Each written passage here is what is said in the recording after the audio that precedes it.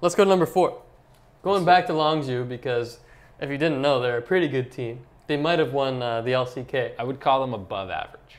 Yeah. And we're going to go to Gorilla's laning partner in Prey. And again, someone who's been around for such a long time, going back to Season 2, he was at Worlds with Najin's sword.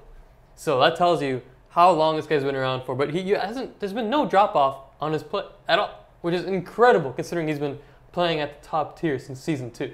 Yeah, and along with that, he's also been hovering around the very top ranks of the Korean solo queue in Season 7, and he's been playing since, Season 2, as you mentioned. So I think a lot of people just weren't expecting, especially when Gorilla and Prey came to Longzhu, they were definitely not expecting to be this good a team, and I think they are the catalyst, like we mentioned. Prey, I mean, is so consistent this split. It's kind of mind-boggling that you just see some of the numbers he's putting up, and you're almost not even fazed by it because you're just like, yep, he's good.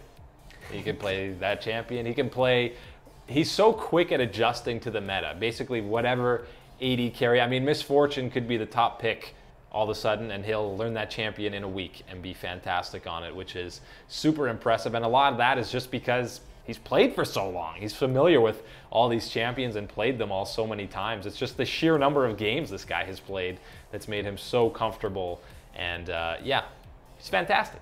He's very good. And I mean, Longzhu was not a good team in spring. No. They were not. And they built the new roster around Prey and Gorilla exclusively. The entire rest of the team was swapped out, but Prey and Gorilla stayed the same. And then they adjusted the other 3 roles around those guys. They kept them as the core of that roster. And then all of a sudden, they won the LCK. But, I mean, Prey himself, he was undefeated on Kalista in the summer split. Obviously, that's a champ that gets a lot of priority in bans. But he also takes a champion like Ashe, who's not very flashy whatsoever. But whenever he gets Ashe, it's just every arrow hits.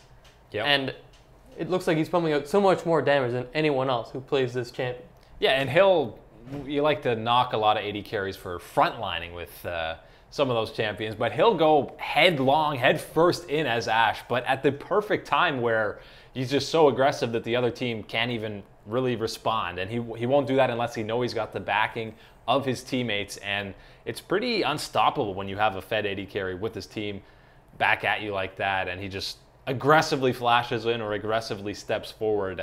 It's just knowing his parameters of when he can pop in and pop out. And you talk about those Ashe arrows, just like at last year at Worlds, that ult that stopped Duke's recall, absolutely insane. Yeah, I would be spamming pings as soon as this guy turns level 6 on Ashe and just constantly looking at the map, because who knows where he's going to shoot an arrow from.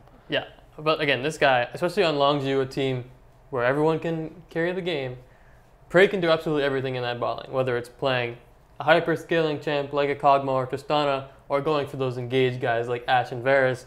Prey's capable of doing everything. He's done it in the past, he can do it again at Worlds. So Prey comes in at number 4.